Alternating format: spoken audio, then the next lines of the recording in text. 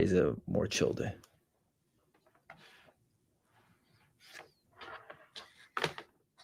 He says it's a more chill day. I'm sure it's full. So, how are you, man? You doing good?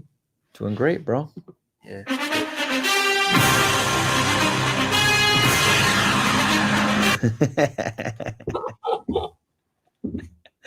Love that for you, bro. Love that for you. So, I just got off a podcast with a guy who's in our organization. His name's Daniel, and he's a young guy, bro. He's 28. Starts out real estate at 19, and kind of the first year didn't make any money, and then he joined somebody's team as a buyer's agent. Started doing some deals. The team leader was like, "Yeah, well, I'll teach you listings." After 2 years, Dan was like, "Hey, I want to learn listings." Team leader's like, "Nah, I don't think you're ready." And I told him, like, "Yeah, dude, like people usually don't want what's best for you. They want the version of you that serves them best." And so he went out, he got a guide, started focusing on expireds and, circle prospecting, things of that nature. He started getting good outcomes, doing like 30 deals a year, 40 deals a year, like 25, which is great. Then he plateaued for like 2 or 3 years.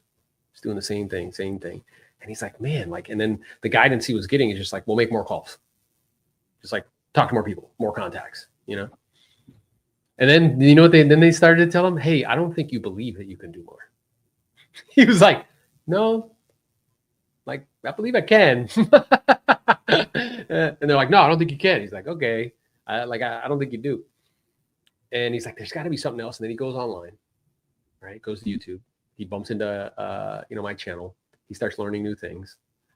And then he comes to Do More Deal Summit because a guy that's in his like mastermind group's like, yo, you should come to this event because it's local. He sees what we're talking about. He hears people saying that they were in the same position as he was. It's like, dude, these guys are like, they know my experience.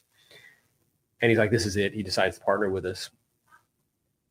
But it takes him 3 months. He said he heard you talk on stage and you were talking about how you've been implementing marketing and become a marketer, right? You went from being purely a world-class salesperson to turning into a telemarketer. I went from being a telemarketer. It's still a market. It's still a form of marketing. That's right. So you went from being a strict telemarketer, and that's it. And if anybody suggested anything otherwise, you were like, nah, I'm not going to listen. To marketing, and particularly like cash offers and cash offer leads and PPL and things of that nature, and how you're exploding, on track to do more deals you've ever done. I think 150 this year, make more money than you've ever made in terms of top line revenue and net to you. And he said he made a note of it. He was like, oh, this is interesting. So he partnered with us after the event, but then he made a note. It took him 3 months though, because 7 times said is once heard. He keeps humping on the group call. He's hopping on your call. He's hearing you talk about it. So he finally implements it. And he has some callers that are, I guess, making calls, whatever, with, for cash offers. And since he, over the last or so, 10 listing appointments, 4 listings taken, 3 wholesale deals. So 7 out of 10. And he's made an extra $100,000 this year. I think it was $110,000. All because A, he got proximity, and B, his mind was open to something different.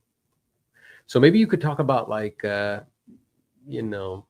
of the proof is in the progress. Like it's very clear that this strategy is superior. And I shared with him that 2 things can be true at the same time. So it's not like you can't do deals, calling spot. You can. And doing the circle, you can.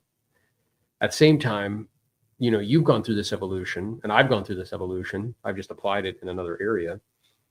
So maybe like walk people through like that shift, right? I know for you, it started when you started to attend different types of events where people were talking about these types of transactions, but then you had the courage to actually like implement it.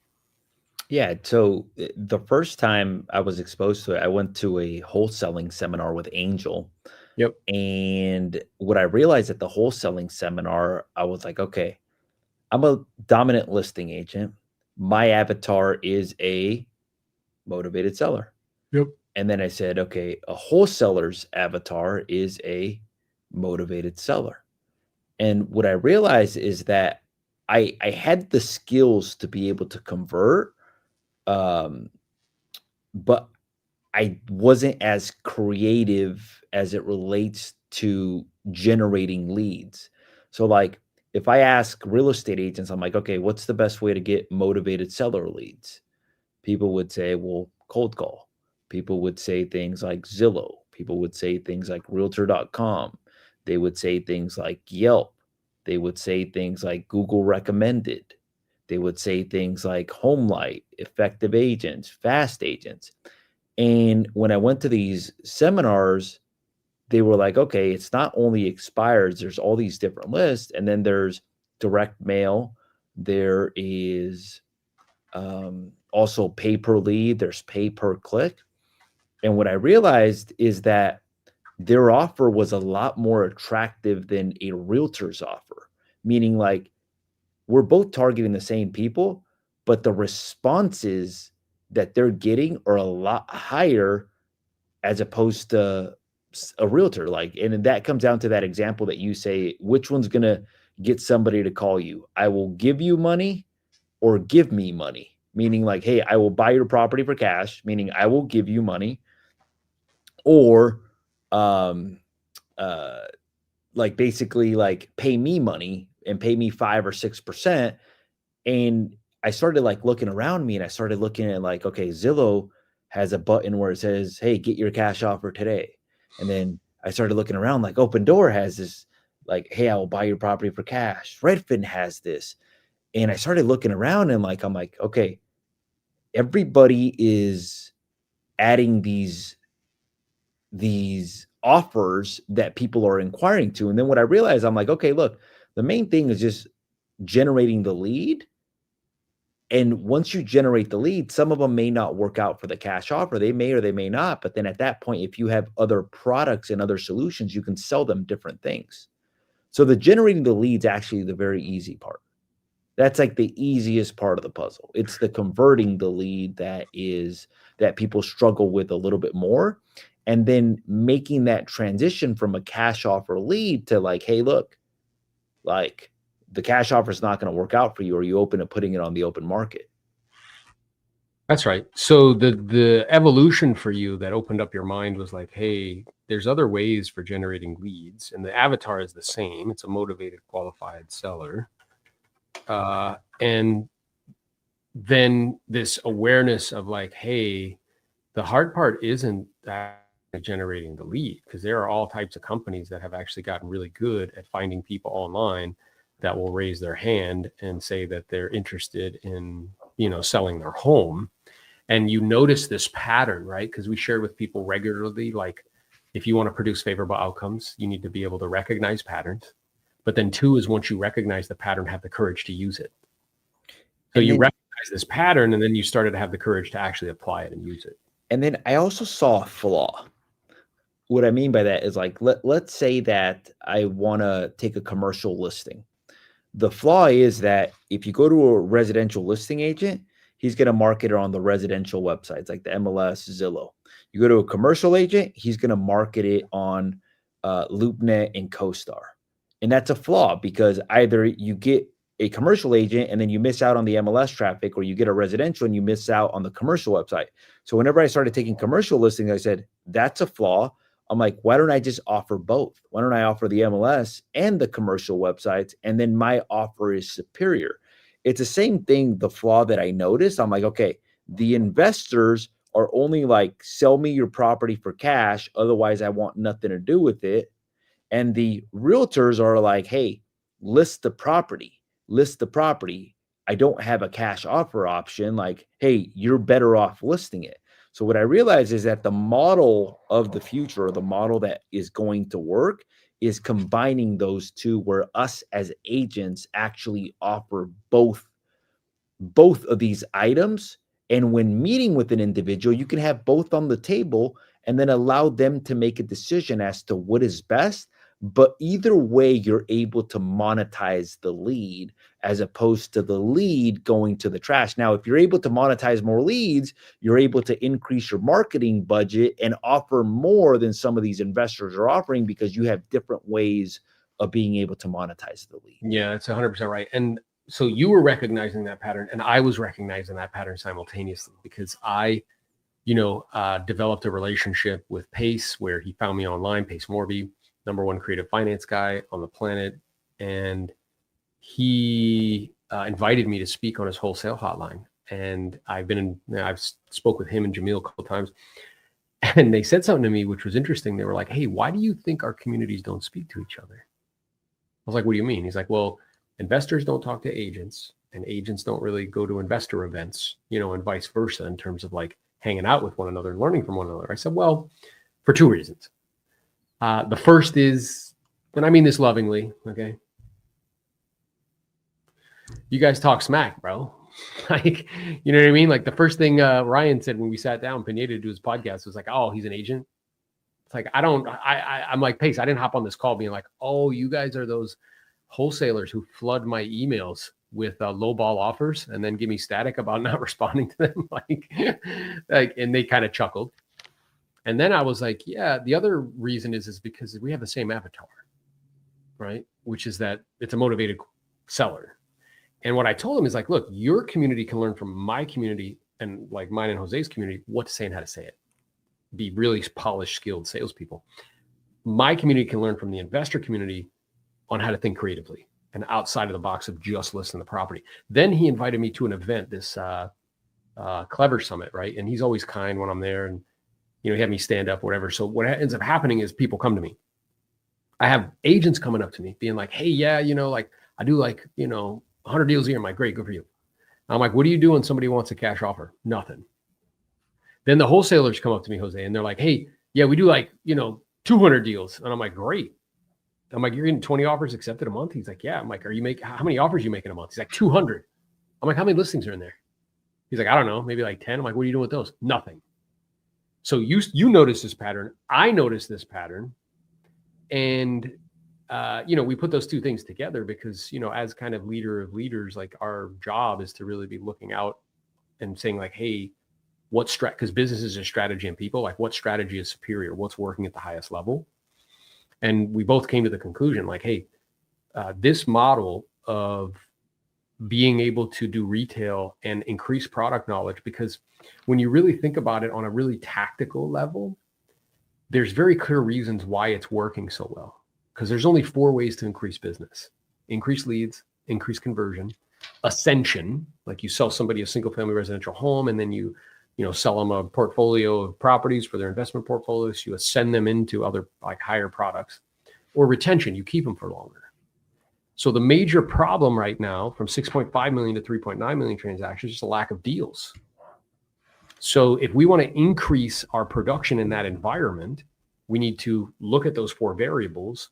And the 2 that we've been focused on, you have, and I've been focused on sharing with everybody in the organization, is increasing leads and then increasing conversion. So the model is you have a funnel, you put all your past client centers of influence, all that stuff into the funnel. You take a niche like probate, divorce, something you can snipe down, go into the marketplace every day and have conversations with people because they have higher densities of motivated, qualified sellers. Then you include these cash offers, whether it's PPL, you have dialers, whatever. You get really good at that conversation. You ask lots of questions. And then what it comes out at the bottom is either retail, fine, we list it, or it's creative. But I need to know the product knowledge to be able to convert. And then what happens invariably, because it's happening for you, it happened for Daniel, it's happening for, all these other people that, are embracing this strategy and utilizing it, is that your retail business goes up. You actually list more homes. That's what's happening for you.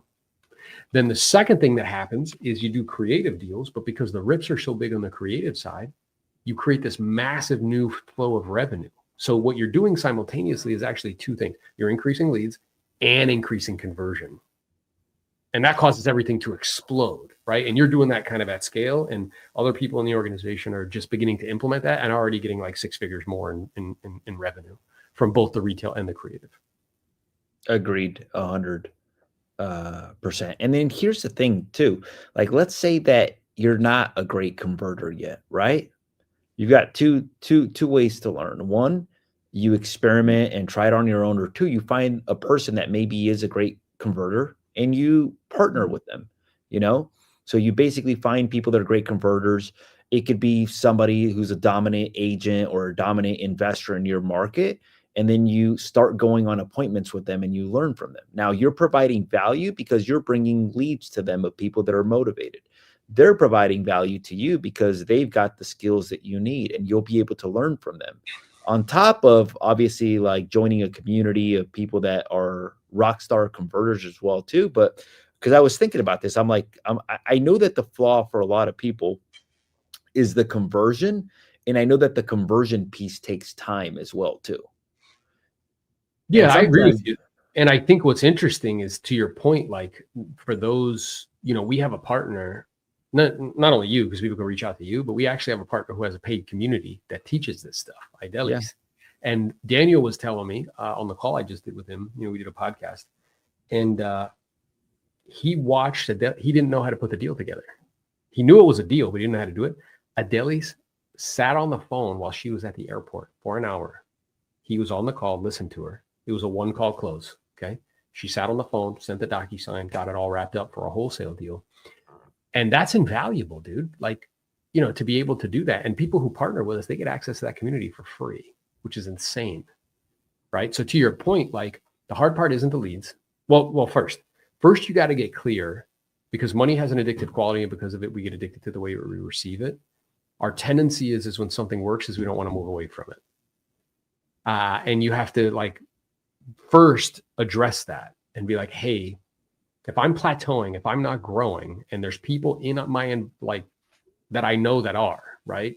So I just gave a talk and I was like, hey, you guys fit into like 3 categories in this audience. I know you do if you're an agent. 1, you're seriously considering getting out of the business because the last 12, 18 months have been very, very difficult, right? Marketplace has changed dramatically. Maybe you used to work with buyers in the past. Rates have gone up dramatically. There's less buyers, less deals being done.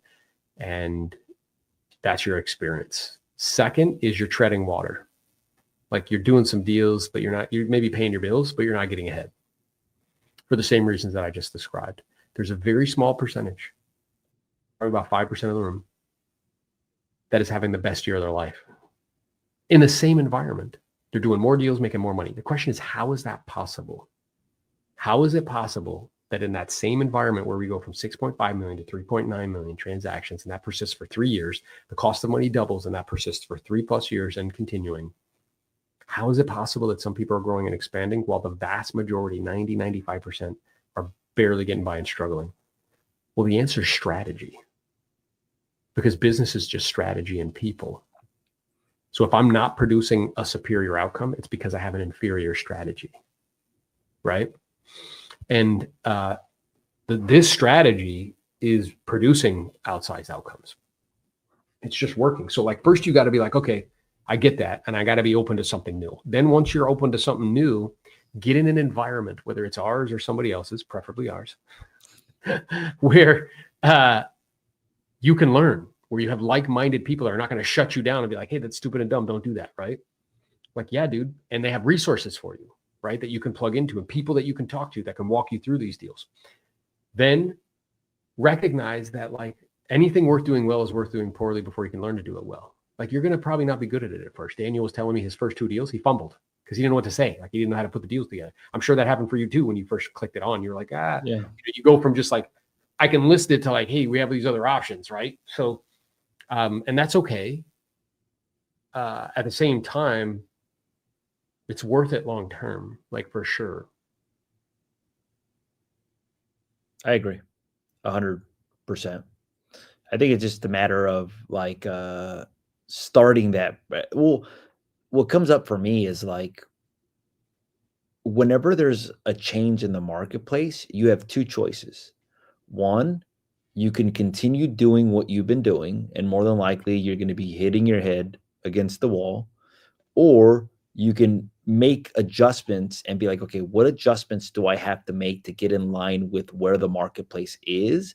And if you make those adjustments, you'll be rewarded very, very heavily.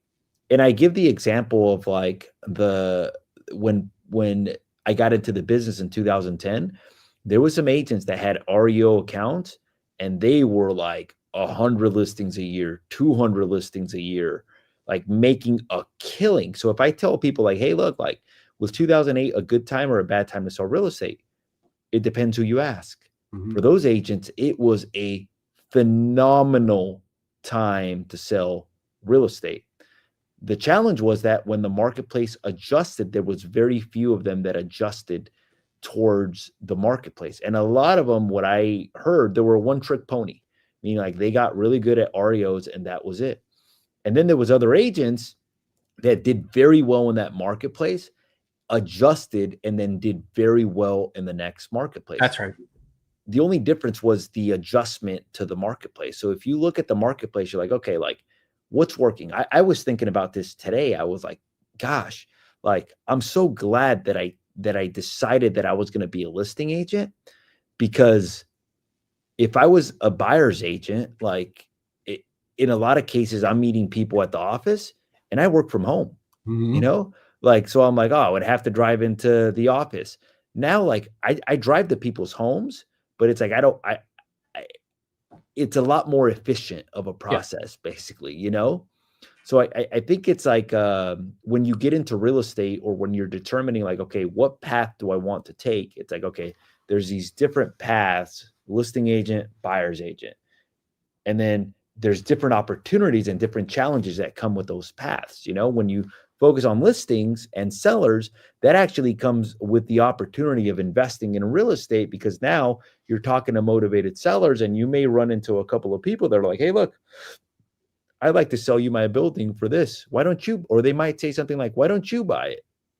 Yeah. And you'll be like, great. And the same thing, like as you're speaking, like it makes me think about that evolution in my experience, where, I was heavy in expireds because the marketplace was the most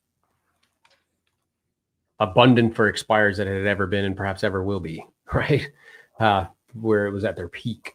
We were doing an event in California and you showed that graph and I was like, oh, well, that makes sense. That's why it made sense, why I crushed it, right? Where I could focus just on that, do 100 deals a year, 75 work expires.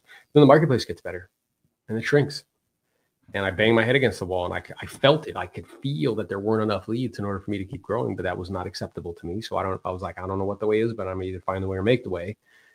And then probates pops up, right? I get into a little mastermind. I take a little course. That becomes 50% of our business because of that pivot, right? And then I just stop calling expires altogether.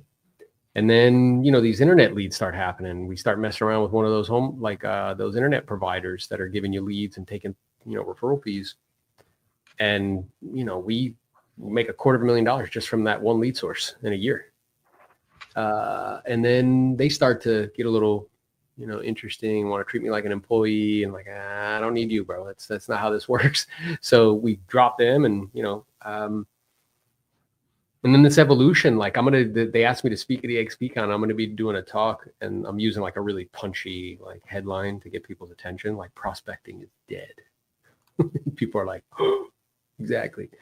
But then I learned leverage. Like I was the guy who made fun of media. I made fun of people who did that. And now, I'm like, I don't know. They asked me to teach classes on media because I learned its power.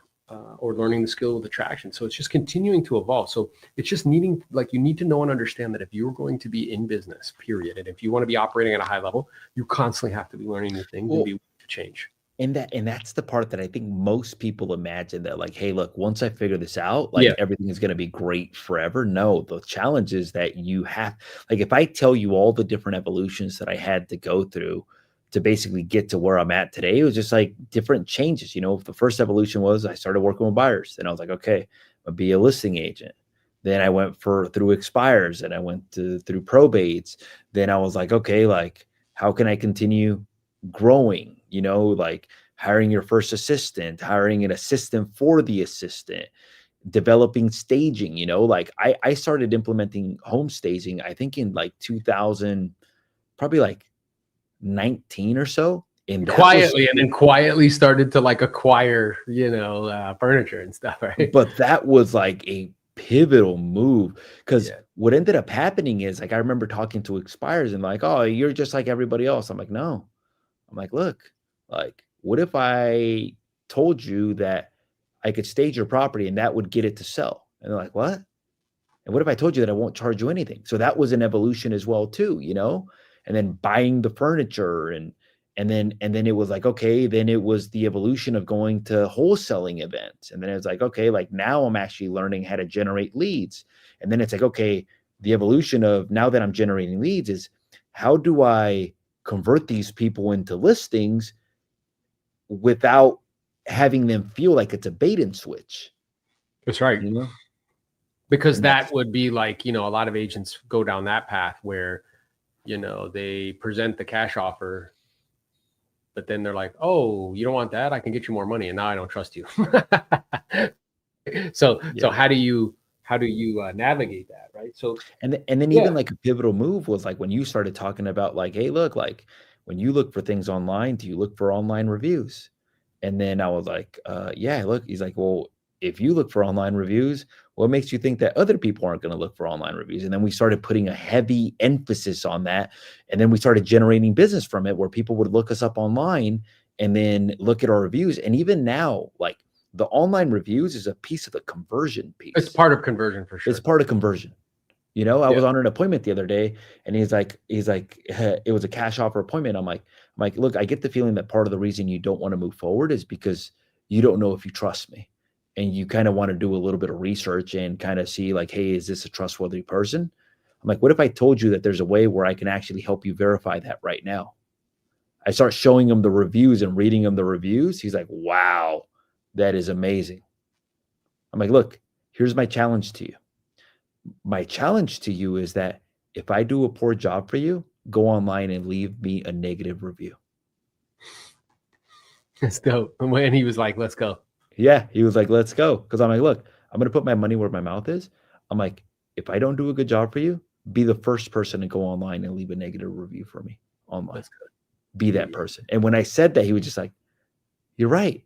If you don't do everything that you're saying you're going to do, I can like literally go online and leave a very bad review. I'm like, I would never risk my reputation for a deal.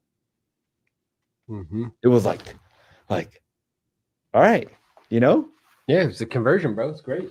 So yeah, it's putting these little pieces together. It's good judgment. And I guess the thing I want everybody to get clear on is like this strategy, like it works. It's not a question of if it does or doesn't. There's multiple different people that are having amazing experiences and are really like having their best years in real estate they've ever had in an environment that's really difficult and challenging for most. And it's because it's a superior strategy. And even if you look at our website, we actually redid our website recently, and we actually post on there like, "Hey, look, get your instant cash offer now." I And love it. it's a real estate residential website, and it's like, "Hey, get your cash offer today," you know? So it's like we started like, hey, like just like Zillow is doing it, just like Open Doors doing it, just like Redfin's doing Yeah. it. Well, You and know, then maybe you can share with them, Jose, because you shared something at the leadership retreat that I thought was really interesting. That you, what he really meant to say that it was really brilliant. yeah. So you mentioned that once you started to embrace this, right? Whether it be cash offer stuff on the van or, the moving truck or cash offer on your website or having callers, looking for people that want cash offers, basically this marketing program, the PPL, like pay per lead, the percentage of business that was derived from you going into the marketplace, like sitting in a room and calling Increased. outbound versus stuff coming to you inbound, that ratio changed. Yeah, big Yeah. time. So talk a little bit about that. Well,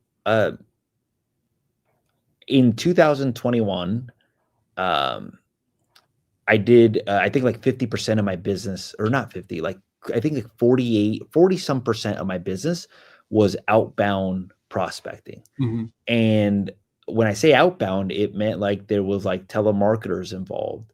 And then there was me having to follow up with a lot of leads as well too. And then I had other agents helping me follow up. What ended up happening is that I realized that from the time that I generated the lead to the time I actually converted it, it was a long time. It was like a year and 6 months at times. It was like a year of following up with an individual to get them to, or not get them to, before they were actually ready to actually sell. And not only that, but what ended up happening over time is that the telemarketers got really comfortable because they were hourly. instead of like commission, like they had bonuses, but the amount of bonuses that they would get relative to what they were receiving hourly, they had very little incentive. So what ended up happening with a lot of them is it started off really good, but then it became a job of managing them, coaching them, training them, following up on them, asking like why their production had dropped, and then blaming other things like, oh, it's people not answering the phone, or the leads are no good, or just a lot more management intensive. So what I realized in the transition was that, like, let's say I do direct mail, or let's say I do pay per click, I can like literally like get a lead today and convert tomorrow. Like And right away. Yeah. like right away, like I remember the first time it happened, it was a paper lead. I basically was out on a Saturday night with my wife to a comedy club in like Los Angeles. And I was excited about it because I was like, oh my God, like this is a new lead source. So I was receiving the calls personally. And I see the call come in. I'm like, hey, babe, there's this new marketing thing that I'm doing. Do you mind if I take the call? And I did, and I took it, and they were like, hey, look, we're only in town until tomorrow. We need to sell for cash. Can you meet with us tomorrow morning? I meet with them Sunday morning, which I rarely ever do. And they signed a contract. And I was like, what just happened right now? And it was kind of similar because in home light, sometimes it happens like that, Mhm. like where somebody inquires, and I was like, okay. So I started, there's this book, like, I forget what it's called, but it talks about inbound leads versus outbound leads, and how sometimes inbound leads can be a higher intent lead and can convert a lot faster, depending on where it's at. And I'm like, okay. And it was crazy because when I was making the transition, the gentleman that was helping me make that transition, I was having trouble letting go of the telemarketing. I'm like, no, let's just keep the telemarketing. So I actually kept the telemarketing and kept the inbound leads until I was able to prove that. And once I proved that, I was like, okay, no need for this anymore. And we still do some prospecting like through the agents, but it's not like I have, like, I think at some point I had like 6 or 7 telemarketers making phone calls for me, people making phone calls. Now it's like a lead manager instead Yeah. of Who's 7 managing the different lead? people, Yeah. So just for everybody to be clear, the change happened from like humans, like generating, going into to the market, technology. telemarketing, to marketing, where leads are coming inbound, and now you have a lead manager who's kind of, pre-qualling and then directing, and then you're only speaking to people that are like ready to rock. So um, that makes a lot of sense. And then the other thing you said, which I think is really Brilliant. important, yeah, is uh, the cash conversion cycle. So you notice that, like, when you're kind of, beating the bushes and pounding the pavement, you'll do deals, but it might take like 8 months, like for somebody you spoke to actually convert, where these, they're converting way faster. Well, it's so funny because, like, as real estate agents, a lot of us don't understand like business terms at all. Like, we have no like sense of like, okay, like how do you run a business? So one of the metrics that people look at whenever they're running a business is something called the cash conversion cycle, which means that from the time I spend the money, how long does it take for me to get that money back? And that's something that has to be factored in. So, like, let's say I spend the money on the leads for telemarketing and it takes a year and 6 months, and then another 6 months to close it. Meaning from the time I put the money in, that's 2 years cash conversion cycle. That takes a long time. Not only that, but there's different lead sources, and different lead sources have different cash conversion cycles.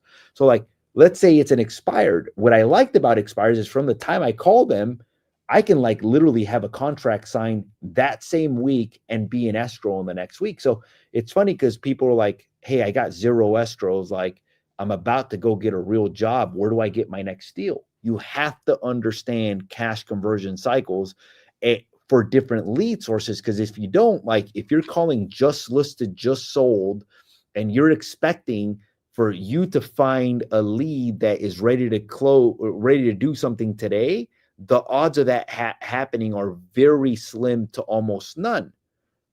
Now, as opposed to if you're calling an expired or doing a pay per lead, or a pay per click or a direct mail, then some of those have faster cash conversion cycles. Not only that, but the different methods have different cash conversion cycles. So like, let's say you decide to wholesale a lead. The cash conversion cycle on a wholesale can be from the time you lock it up to the time you close on it. It can be like 10 days, 7 days, the time you get paid. What about the cash conversion cycle for a flip? The cash conversion cycle for a flip, if you're having to renovate it, now you're looking at an additional 6 months, 3 months to 6 months. And that's to have it on the market. And then after that, it could be an additional 3 months to get it sold. So that all adds, like, that cash conversion cycle is something that as agents, like if you're trying to get a deal now, you got to focus on things that have faster cash conversion cycles and put yourself like even open houses. Open houses have faster cash conversion cycles. So like if you've got no money or very little money and you need a deal today, you're like, okay, like what lead sources could I get a deal today? Open houses, for sale by owner, expireds, probates can be a deal today, but it could be a little bit longer than an Oftentimes expired. they have probably like a 90-day conversion cycle, 90 to 120 days. But it's better than a just listed, just sold. Way better, yeah. And the wholesales and the flips, like I bought some properties at times where I was doing the flips and I bought them right, and then the marketplace changed 10%. Yep. Faster cash conversion cycle, higher the risk. Lower cash conversion cycle, lower the risk. Mm-hmm. Maybe a little bit less reward, but you secure the bag. That is correct, and that's what we're interested in. So, yeah, I mean, I know that this is it's like a little bit high level, but the important thing I want agents to recognize a few things. Like, one, be open to learning new things. The most expensive thing you can own is a closed mind. It's very true. If your mind is blind to the possibility, your eyes will be blind to the opportunity. Two is make data-driven decisions, or at least some thoughtful decisions around leads, because we're in the lead business. Without leads, everything stops, right? So, and there's different ways you could go about it. There's telemarketing, which works. Remember, truth is on a spectrum. Two things can be true at the same time. We're not going to get into an argument about it. Like, if you find yourself getting prideful about something and like not being open to the fact that there's multiple different ways to do something, then it's like a problem, because your mind is closed. Like you're not going to be able to learn new things and be able to continue to grow and scale and expand. So two things can be true at the same time.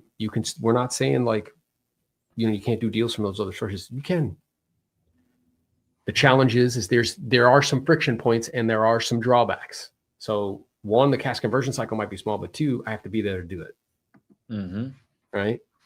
So that's a drawback, like a pretty big one. So, and then it's the challenges of scaling that, right?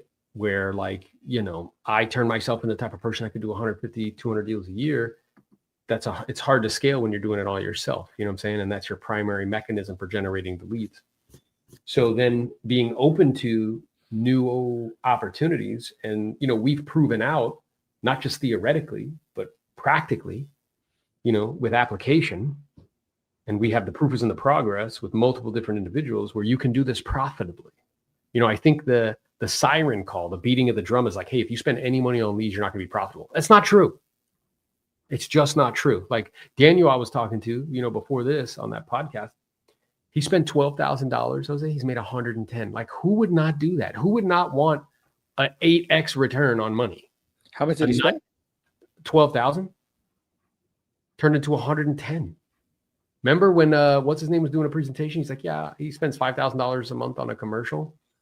It's turned into 500 in 6 months. Like, we're so caught up because again, it's been pounded into our heads that don't spend any money, which I understand. I understand why, and that's true to an extent, right?